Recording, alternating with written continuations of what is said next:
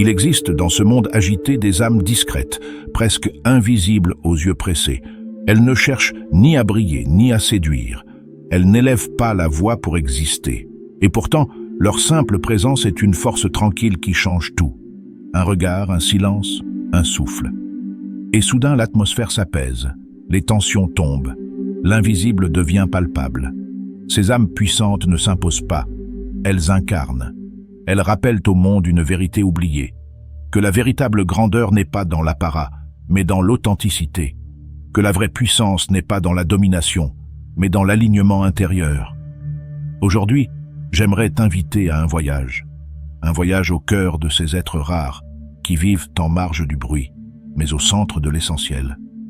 Découvrons ensemble les 6 vérités fondamentales qui caractérisent ces porteurs d'une énergie spirituelle profonde. Et peut-être te reconnaîtras-tu en eux. L'essentiel est invisible pour les yeux. Antoine de Saint-Exupéry. Prépare ton cœur, ton souffle, ton regard intérieur. Car ce que nous allons explorer aujourd'hui ne se voit pas, cela se ressent.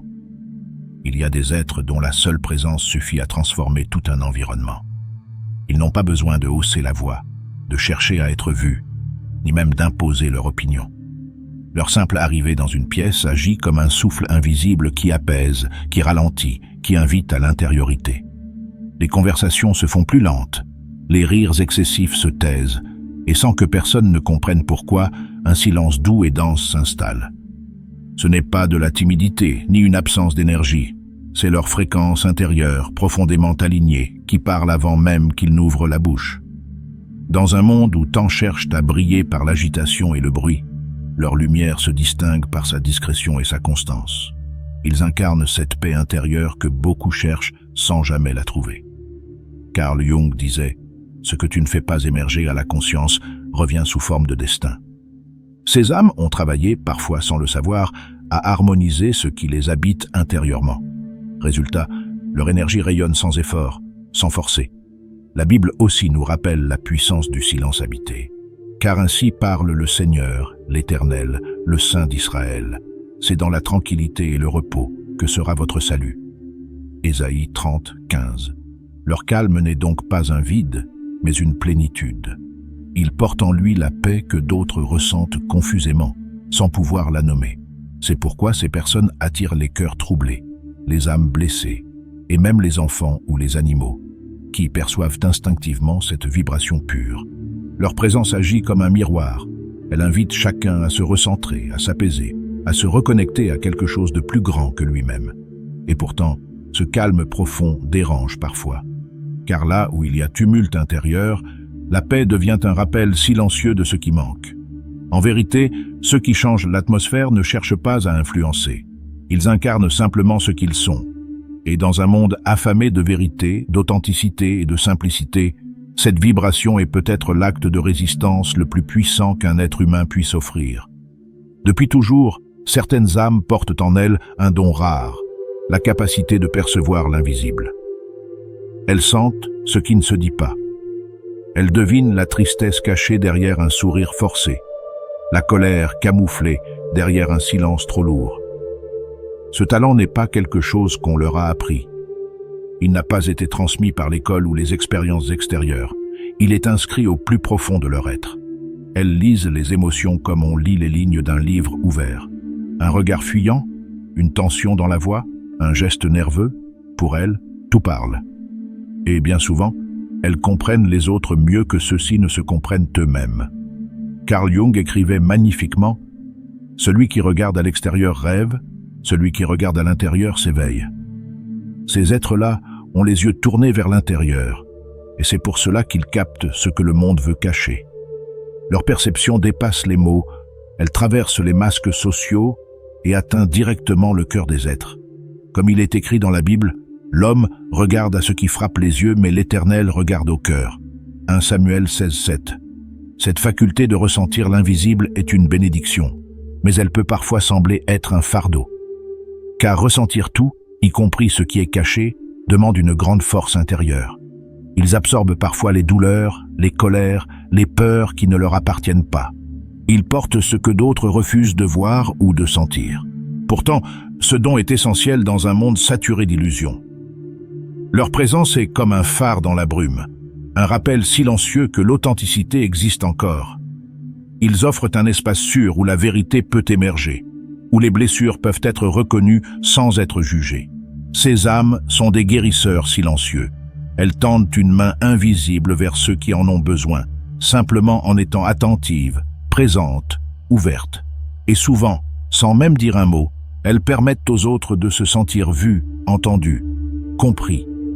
Dans un monde qui valorise l'apparence et oublie l'essence, ceux qui ressentent l'invisible rappellent que ce qui est caché est parfois ce qu'il y a de plus vrai. Dans un monde qui glorifie la dureté et la résistance à tout prix, être sensible est souvent mal compris. Trop sensible, trop émotif, trop fragile. Voici les étiquettes que beaucoup apposent, sans comprendre. Pourtant, derrière cette sensibilité se cache une puissance spirituelle extraordinaire. Ces âmes sensibles ressentent ce que d'autres ignorent, l'énergie, les émotions cachées, les vibrations silencieuses du monde qui les entoure. Ressentir profondément n'est pas une faiblesse, mais un don qui leur permet de se connecter véritablement à la vie, d'embrasser la douleur autant que la beauté, de lire les subtilités du cœur humain. La Bible nous le rappelle. Heureux ceux qui pleurent, car ils seront consolés. Matthieu 5, 4. Pleurer, ressentir, compatir. Voilà des chemins vers une vérité plus grande, celle que peu osent regarder en face. Carl Jung disait « Une vie non examinée n'est pas digne d'être vécue ». Or, ces êtres vivent chaque émotion avec une intensité qui force à examiner ce qui est vrai, ce qui est vivant, ce qui est essentiel. Mais cette sensibilité n'est pas sans coût. Ils absorbent souvent, sans même s'en rendre compte, la douleur des autres. Dans une conversation banale, dans une pièce bondée, dans le regard d'un inconnu, ils captent des souffrances invisibles. Leur empathie agit comme une éponge émotionnelle. Ce qui, pour d'autres, passe inaperçu, devient pour eux une réalité tangible, lourde à porter. Cela peut les conduire à l'épuisement émotionnel, à des moments de saturation silencieuse où tout semble trop lourd, sans explication apparente. Ils se retrouvent parfois à porter des fardeaux qui ne leur appartiennent pas, simplement parce qu'ils ressentent ce que d'autres cherchent à fuir. Pourtant, c'est cette même sensibilité qui les rend capables d'apaiser, de guérir, de réconforter. Leur simple présence est un baume pour les cœurs fatigués. Ils sont les témoins silencieux des douleurs du monde, mais aussi les porteurs d'une lumière de compassion que rien ne peut éteindre. Être sensible aujourd'hui est un acte de bravoure. C'est choisir de ne pas se fermer malgré la brutalité ambiante. C'est garder le cœur ouvert, même au risque d'être blessé.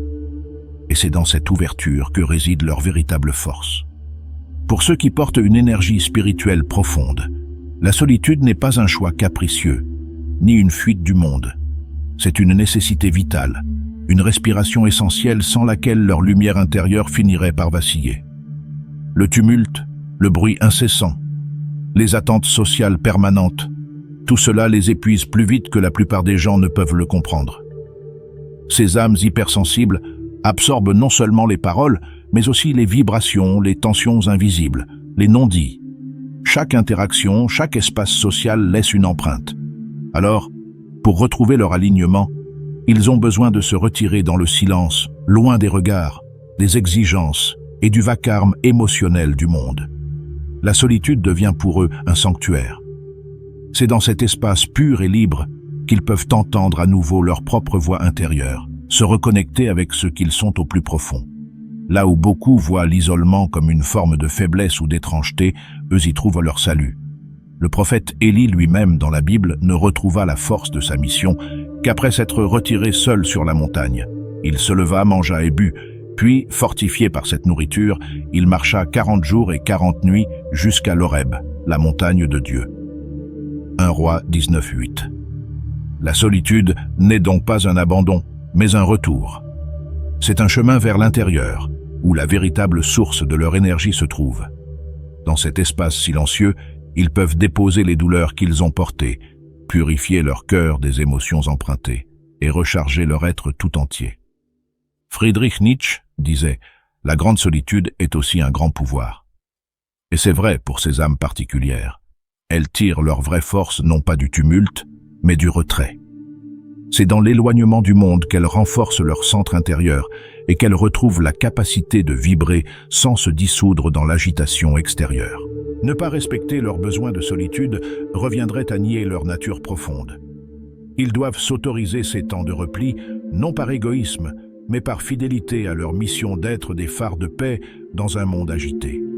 Ils se retirent pour mieux revenir, éclairés, alignés, prêts à offrir à nouveau au monde ce calme précieux que leur âme sait incarner. Il existe des âmes dont la simple authenticité agit comme un miroir. Elles ne cherchent pas à juger, ni à changer les autres, mais leur lumière intérieure expose naturellement ce que beaucoup tentent de cacher. Être en leur présence, c'est comme se regarder dans un miroir sans filtre. Les blessures, les masques, les illusions deviennent soudain visibles. Ce n'est pas parce qu'ils accusent ou pointent du doigt. Au contraire, leur silence bienveillant, leur regard authentique, leur simple manière d'être réveillent chez ceux qu'ils croisent une confrontation intérieure. Beaucoup ressentent ce malaise étrange, cette sensation d'être vus au-delà des apparences.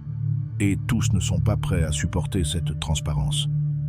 Carl Jung, qui a beaucoup exploré la notion d'ombre dans la psyché humaine, disait « Chacun porte une ombre, et plus elle est ignorée, plus elle est noire. » En d'autres termes, nous avons tous en nous des parties cachées, refoulées, des vérités que nous préférons taire.